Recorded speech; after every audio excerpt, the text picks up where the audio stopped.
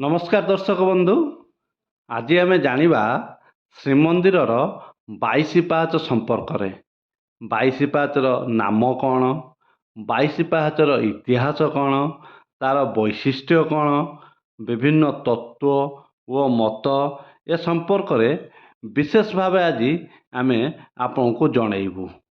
आम 1 ରୁ 22 हिसाब से 22 पाहाचर नाम कहबू।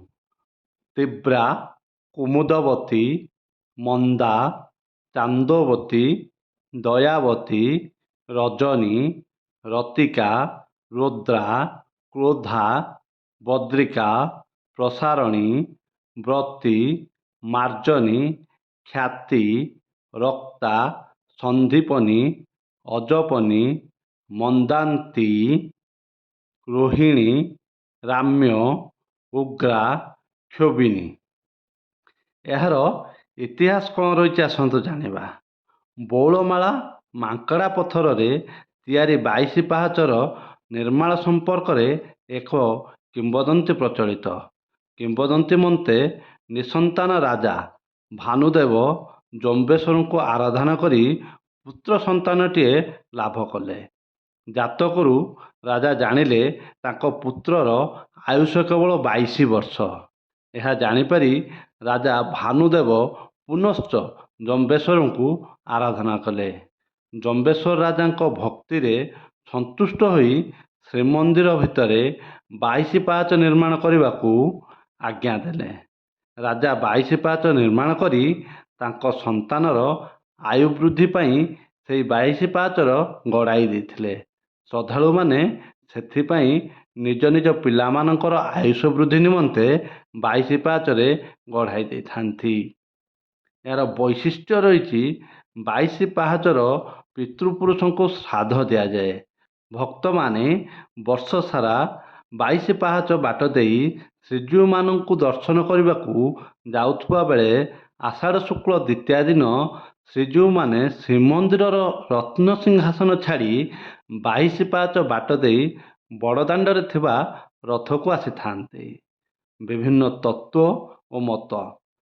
22 पाहाचर अधिष्ठात्री देवीगण हेले यथा माया, चेतना, बुद्धि, निद्रा, क्षुधा, छाया, तृष्णा, क्षांति, जाति, लज्जा, शांति, कांति, वृत्ति, स्मृति, दया, तुष्टि, विक्री, माता, भ्रांति व प्रज्ञा।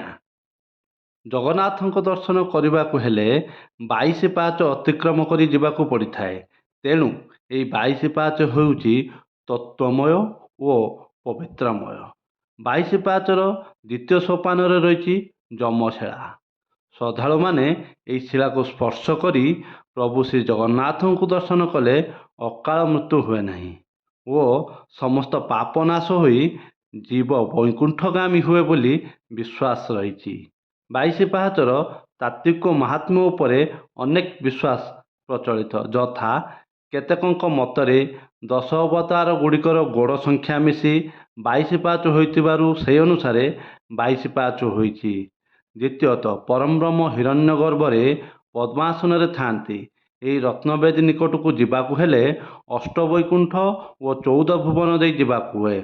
अष्टवैकुंठ यथा श्रीवैकुंठ, कैवल्य वैकुंठ, कारणावन्न वैकुंठ, शेषशायी वैकुंठ, श्वेतद्वीप वैकुंठ, परवेश्याम वैकुंठ, गौभौदक साई वैकुंठ और कैलास वैकुंठ। ये अष्टवैकुंठ निम्न रे 14 भुवन विद्यमान।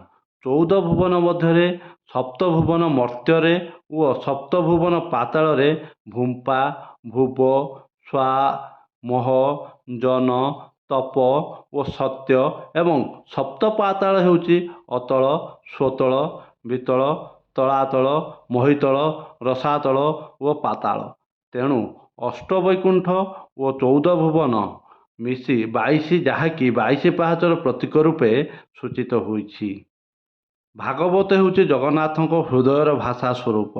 यह 12 खंड सहित वासुदेव, नृसिंह, रामकृष्ण, नारायण, गोविंद, माधव, मदन मोहन, ଶ୍ରୀଦେବ, ଭୂଦେବ, କମଳା ଓ ଭୁବନେଶ୍ୱରୀ। 12 ଖଣ୍ଡ ଭାଗବତ ଓ 10 ଦେବାଦେବୀ ମିଶି 22 ସଂଖ୍ୟା ହେଉଛି 22 ପାହାଚର ପ୍ରତିଫଳନ। ପଞ୍ଚମାତ୍ରା, ପଞ୍ଚଭୂତ, ପଞ୍ଚବୀଜ, ପଞ୍ଚଦେବଙ୍କ ସହିତ ଜୀବ ଓ ପରମ ଦୁଇ ମିଶି 22। ଏହାର ପ୍ରତୀକାତ୍ମକ ହେଉଛି 22 ପାହାଚ। ଅନ୍ୟ କେତେକଙ୍କ ମତରେ 22ଟି ତୀର୍ଥଭୂମିର ସ୍ୱରୂପ, 22 ତତ୍ତ୍ୱର ପ୍ରତୀକ ଓ 22ଟି ଭାବରେ ପ୍ରତୀକ ହେଉଛି 22 ପାହାଚ। ପଞ୍ଚରସ, ଅଷ୍ଟତାଳ୍ପିକ, ଭାବ, ତ୍ରିବୀଜ, ତ୍ରିଶକ୍ତି, ତ୍ରିଗୁଣର ସମାରୋହ ହେଉଛି 22, ଯାହାକି 22 ପାହାଚର ପ୍ରତିଫଳିତ ରୂପ। କେତେକ କହନ୍ତି ତେଣୁ 22 ପାହାଚ ହେଉଛି ଅତ୍ୟନ୍ତ ତତ୍ତ୍ୱପୂର୍ଣ୍ଣ ଓ ରହସ୍ୟମୟ। 22 ପାହାଚର ଗଠନ। ପୁରୁଣା ବା ମୂଳ ସିଂହଦ୍ୱାର ଠାରୁ ନୂଆ ସିଂହଦ୍ୱାର ପର୍ଯ୍ୟନ୍ତ ଲାଗିଥିବା ଏହି ପାହାଚକୁ 22 ପାହାଚ ବୋଲି କୁହାଯାଏ। ଶ୍ରୀମନ୍ଦିରର ସ୍ୱତ୍ତ୍ୱଲିପି ଅନୁଯାୟୀ ଶ୍ରୀମନ୍ଦିର ପ୍ଲଟ୍ ନମ୍ବର 157 ରେ ଏହା ଅବସ୍ଥିତ। ପୂର୍ବରୁ ଏଠାରେ ମହାପ୍ରସାଦ ବିକ୍ରି ହେଉଥିଲା। ଭକ୍ତମାନେ ମହାପ୍ରସାଦ ଓ କୈବଲ୍ୟ ପାଉଥିଲେ। ସେଥିପାଇଁ କବି ସମ୍ରାଟ ଉପେନ୍ଦ୍ର ଭଞ୍ଜ ଲେଖିଛନ୍ତି, 22 ପାବଛ ଗଲି ସୁଖେ, କୈବଲ୍ୟ ପସରା ବେନି ପାଶେ, ଚଣ୍ଡାଳୁ ବ୍ରାହ୍ମଣ ଶୂଦ୍ର ପରି ଯାନ୍ତେ, କୈବଲ୍ୟ ଭୋଜନ୍ତି ମୁଖେ ମୁଖେ। 22 ପାହାଚରେ ପ୍ରତି ପାହାଚର ଉଚ୍ଚ 6 ରୁ 7 ଇଞ୍ଚ, ଓସାର 6 ଫୁଟ ଓ ଲମ୍ବ 70 ଫୁଟ ରହିଛି। ଏହାର ଅଷ୍ଟାଦଶ ପାହାଚଟିର ପ୍ରସ୍ଥ 15 ଫୁଟ। ଆନନ୍ଦ ବଜାର ପ୍ରବେଶ ମାର୍ଗରେ ଏହାର 19 ଓ 20ତମ ପାହାଚ ରହିଛି, ଯାହା ଅର୍ଦ୍ଧଗୋଲାକାର। ଏହାର ପ୍ରବେଶ ମାର୍ଗରେ ତୃତୀୟ ପାହାଚରେ କାଶୀ ବିଶ୍ୱନାଥ ମନ୍ଦିର ରହିଛି। ଜନଶ୍ରୁତି ଅନୁଯାୟୀ ରାଜା ଭାନୁଦେବ 22 ପାହାଚ ନିର୍ମାଣ କରିଥିଲେ। 22 ପାହାଚ ନିର୍ମାଣ କରିଥିବାରୁ ତାଙ୍କ ପୁତ୍ର ବିପଦମୁକ୍ତ ହୋଇଥିବା କୁହାଯାଏ।